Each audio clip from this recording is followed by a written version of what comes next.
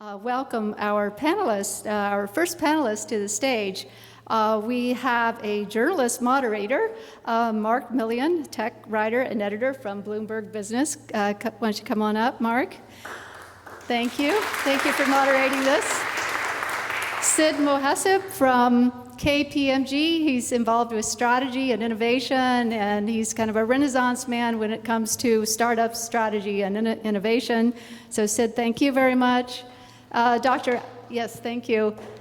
Let's give everyone a round of applause because everyone's schedule is extremely busy and we appreciate their time. Dr. Adam Coates, director of Silicon Valley's AI lab for Baidu. And I should mention that I wrote about Samsung and I wrote about Baidu just last week for my Forbes column, so please check it out. And without further ado, I'm going to turn this over to Mark. Mark, take it away.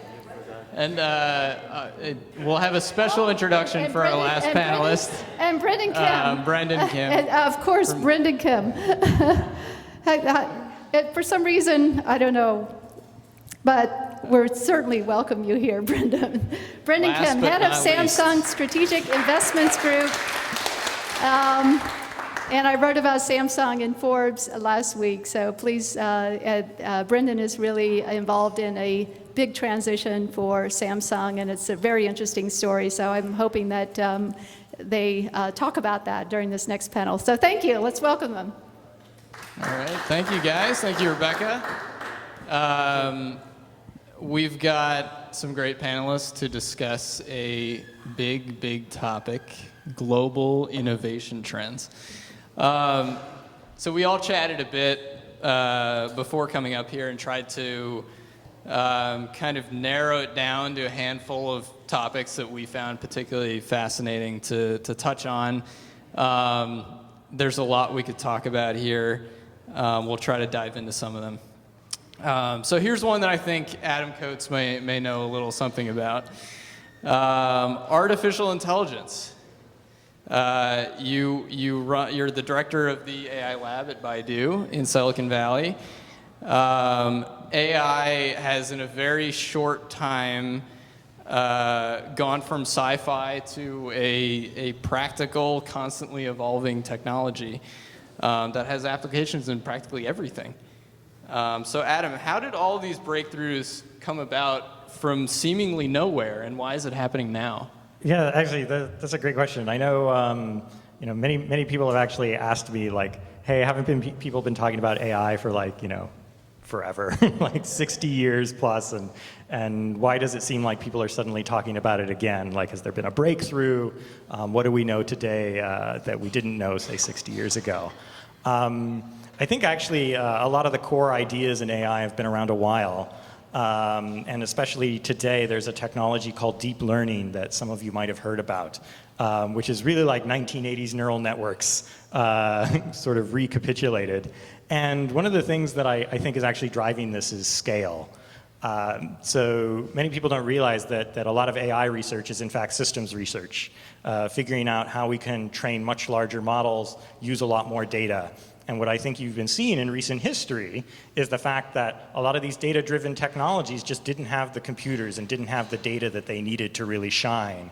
And so we were kind of caught hand engineering stuff to fill in the gaps. So now for the first time, people are constantly on their phones and producing enough information where you would actually need like a robot brain to tell you things. And you also have the data centers that can process all the information. That's right. And I think what you're seeing now is the crossing over point that all those data-driven technologies are taking over. So I want to turn to Brendon and Sid because, I mean, Adam's working on AI all day long, but this is an area that's starting to touch everything, right? I mean, what areas of computing or just everyday life are likely to be most dramatically impacted by AI? Well, everything that we do would be impacted by AI. Everything from, everything that we, from the phones to the TVs to appliances, all these things have tremendous benefits if we had an AI system that really worked very well. I mean, I think there are things that work today, but things that could be better, right? So we all talk about digital assistants and things like that, and how they work to some extent. You can ask Siri some questions, you can query some things, but they don't really provide the kind of digital assistants that you might see in a sci-fi movie, right? So those are the kinds of things that I think ultimately we're trying to drive towards. I mean, for us, one of the interesting things is Samsung, as much as we are a global company, we don't have the kind of big, huge data centers that a Baidu might have, or Google or Facebook might have. There's tons of data that they're collecting. So one of the things that's interesting for us is to think more about how, instead of thinking about machines learning and deep learning, to think about how the human brain kind of works. And so in my investment activities, one of the things that I've been looking for are different approaches to artificial intelligence that maybe perhaps mimic the human brain a little bit, more of a biophysical approach. And you, Adam, you would know a lot more about this than I do. But one of the things that would be really interesting for Samsung are things like, okay, how do you create artificial intelligence with small data sets and with low power? So you don't have huge server farms, but can you do something on device? Can you do something on the phone? And can you learn to recognize and make decisions that are much more local, so on device again? And that's a whole different set of problems, but something that we'd certainly be interested in trying to solve. And so I think there's lots of different ways that AI can go, and that's one of the ways that we're looking at. So Sid, what are some of the business implications of AI? Well, obviously, as these gentlemen mentioned, it's huge and it's amazing. One thing I wanted to build on was something that Adam mentioned about AI has been around for a long time. People talk about, for example, big data and data analytics. They've been around for a long time as well. I mean, when we started, I'm aging myself, we used DBase 2 about 30-some years ago, and it was because the data was big. We couldn't manipulate it, we couldn't do anything with it, and then somebody said, oh, wouldn't it be nice if I get the supply chain data? And somebody came up like Oracle with a relational database, solved that problem. And then there was the unstructured data, and then, so technology has always been kind of dealing with things to solve the problem as it gets bigger, and I think AI is the new frontier because of the deep learning requirements, because it's not just, let's get a bunch of data, train it, and you'll do well. It's, let's get a lot of data. And that makes it more complicated. One thing that I also wanted to maybe get the panel's thought on is we've all heard about AI and folks like Stephen Hawkins and Bill Gates kind of being Sort of the downsides of AI, exactly, right? I mean, they right. think it's going to Exactly destroy right. the world and now, kill all I'll humans. tell you, yeah, exactly, right, that it's the downfall and we're going to be, I'll tell you my position. I think that if we make that statement, we don't believe in humanity. Meaning that we've always pushed the envelope and then have been able to keep it up, and this is just another thing. I can come at this from this sort of maybe cheeky technologist direction here, but like I grew up with the Transformers, right? I watched like cartoons as a kid, and I feel like these statements are very similar to me going to like Peterbilt or Mac and saying, please don't build semi-trucks because they could have an epic freeway battle. Yes. It's like, Although that would be awesome. it would be amazing, right? It would make a great Michael Bay film, but I'm going to quote you on that. But I think the technology is obviously just not there. And if you ask someone how a truck is built, it's apparent that we have no tractable way to talk about how to deal with transformers. And I think AI is in the same place. I think we're making incredible progress. Deep learning is doing things that a few years ago I would have thought were technologically almost impossible to do with our present technology.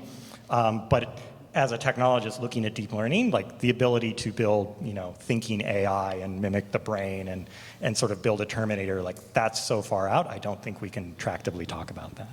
How far out? Because I Have want no to idea. know, I want to build my bunker before that period. No, If seriously, someone how far- knows what technology like will work, they 10 can come let us years, know. 20 years, would you venture a guess? Yeah, I think at this point we have no idea how the human brain works. Like we have little tiny models and things, but the technologies, the AI technologies that work really well today are very, very loose cartoons of the brain. And to guess at when we're going to find that insight that tells us how to build a brain, I have no idea. I think it's quite a ways away. So one other brainy type project you had worked on at Stanford involved an autonomous car, right? So, I mean, this seems now that, just about every tech company and car company is working on some kind of AI to teach cars to drive themselves. How far away are we from cars that can reliably chauffeur us around from a technical perspective? And then how long until they're actually allowed on the road?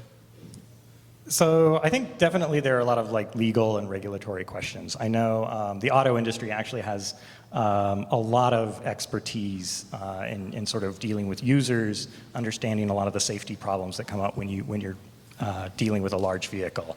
I think there's a lot of issues there and user experience issues to be ironed out before like I can own a self-driving car. So I don't think, for instance, that in 4 or 5 years, most of the cars being sold on the lot are going to be self-driving. But I think there's a big push, a real push toward very highly automated vehicles with pretty impressive safety systems. On the auto industry side, that's happening now. As far as when will the self-driving vehicles around Mountain View that I see in our neighborhood, when will they be ready? I think there might be others with insights on that. I had a really interesting conversation with an Uber driver actually, and we were talking about autonomous cars, and I was saying, when is Uber going to replace you? And he said, you know what, it's only going to happen when all cars are autonomous, because you have humans out there who don't behave like autonomous cars. And I think everybody's read the articles these days around how Google cars are getting into accidents because humans don't actually follow the rules and don't behave like they're like the too robots good. do. They drive too conservatively, and yeah, exactly. So this Uber driver was saying, it's going to happen in phases. You're going to have dedicated areas where autonomous driving is going to take over. So maybe it starts out with highway lanes, and you have autonomous cars that drive on so instead of a diamond car or a HOV lane, those lanes are reserved for autonomous cars. And so you can have all kinds of interesting behaviors then if all cars in one lane are autonomous. You can start to do drafting, like this startup called Peloton is doing for trucks. So a big percentage of fuel savings can come from actually drafting on behind each other. So you can have all these cars line up a lot more closely because they're all autonomous and they're all thinking the same thing. It's one system, right? So you can start to do that. The other interesting thing is I think L4, which is truly autonomous driving, I think because of the regulatory things and things like that, may not happen in the U.S. first. It's likely that it'll happen somewhere else, and Asia is a good bet for that because the traffic congestion problems and pollution problems in Asia are so much greater in urban areas. And one of the investments that we've made in a startup company is actually doing pilot testing in the government in the country of Singapore, because they're much more top-down driven, and they can sort of dictate what happens. Very developed country. Yeah, and they did a study that basically showed what would happen if all cars in the country of Singapore were autonomous, and I think they thought that they could get rid of 33% of the cars on the road, which would be huge for them, right? So I think it's going to happen, but for a lot of reasons, not maybe as quickly as we all think it might. We actually at KPMG did a massive study on self-driving cars, and you live in LA, so this is nearest and dearest to your heart. Yeah, I prefer no there. driving cars if that's possible. So that study actually revealed some interesting insights. There's some, I guess, trends or dates as close as 2017 and 18. I think the Transportation Department is going to have something to say about that, although it seems like the first generation would be mainly trucks, as you mentioned. And the argument about the reduced rate of fatalities and accidents and so forth is pretty big. But hey, there are humans driving and we don't know what we're doing, so we hit those things. But the results of the surveys that we did showed that a lot of people actually like the self-driving cars. The only difference was that they wanted to have the option to make it kind of manual, if you would, and not automated, because that feeling of driving is something that people really like. But as Adam mentioned, a lot of the stuff that's going to happen is going to be in increments, and a lot of highly automated cars, and not necessarily in the very near future, completely L4 stuff. I think in an ideal world, there would not be that manual override, because part of the danger of driving is other people who aren't. I mean, if every car was driven by a machine, we'd probably all get to our destinations without any risks, or at least fewer risks. Well, one of the other interesting things I saw was the argument that autonomous cars are going to come and maybe faster than we think is the aging population. And so as the population ages, especially in Asian countries like Korea or Japan, where the population is aging very quickly, that as you get older, if you can't drive, you lose that independence. And so the demand for autonomous driving may come quickly. Are there any fundamental changes happening in how regulation works? I mean, Brendon, you talked a little bit about regulation as it relates to self-driving cars, but if you look at how these new and initially illegal services like Uber and Airbnb or even drones come in and regulators are kind of smacking them down while consumers are like, we love these services. And now they're kind of moving more quickly to make changes. I mean, how could that benefit something further out like self-driving cars? Well, I'm not an expert on regulations and things like that, but I think just from what I know from the startup that we invested in Singapore, the reason that they're in Singapore is because the regulations there are much more favorable and the government really supports it. And then I think one of the issues with the U.S. is that these are state regulated, and so every state's got a different set of laws around driving and autonomous driving. And so there are some states in the U.S. that are more friendly towards it, both for maybe social reasons, but really for economic reasons too. And so I know that there are certain states in the U.S. where it's just a lot easier to experiment with autonomous driving than other states. But more so than the regulations, I think it's just the idea of people getting over this kind of mental hurdle too, right? Of like, would I really sit in a car without a steering wheel? If you look at we do a global tech innovation study, and recently the results are going to be out. I think it would be available to folks who are here after November or so. But one of the interesting things we found going across the globe was there are three things that people are saying is either stopping innovation or it is a main component of transformation in technology. One is capital. How do we start? Where do we get the money? One is regulation. That's a big one. And if you look at a lot of different directions that comes into play, like privacy in some cases. And the last one is culture. And that seems to be a major impediment, if you would, for innovation to kind of get hold. And then the nature of the focus changes. For example, I think you could talk about the Brain project. I'm sure that's in China recently was announced. That I think it was the founder of Baidu who started it or asked the government to do that. To get the military resources and all that to focus on AI. So in China, it's AI, Internet of Things, and I believe cloud and platforms, where in Europe, the AI thing doesn't exist, and in US, that's not a focus. There's different focuses. Speaking of Internet of Things, Brendon, you invested in a company called Smart Things, which was acquired by your parent company, Samsung, which works on smart home technology. I think many people's experience with a lot of the connected devices for the home and the home automation tools that are out there is that they're actually kind of dumb and complicated. So what is the missing piece, and why did you make that bet on Smart Things now? We're waiting on Baidu to come up with the artificial intelligence. I was just going to say, I was expecting teamwork. I think the what's missing is ease. Like when I think about IoT and what doesn't work today is that out-of-the-box experience. We don't have a really good out-of-the-box experience. So when you bring it out of the box, you really have to. The setup around these IoT devices is so complicated. I think that's where the downfall is. And so in that way, they're not very smart. They don't just kind of attach themselves to each other and just kind of work. And I think we need to get to that kind of a place before IoT becomes truly ubiquitous for consumers. I think Smart Things is working on that. Certainly Samsung is working on that.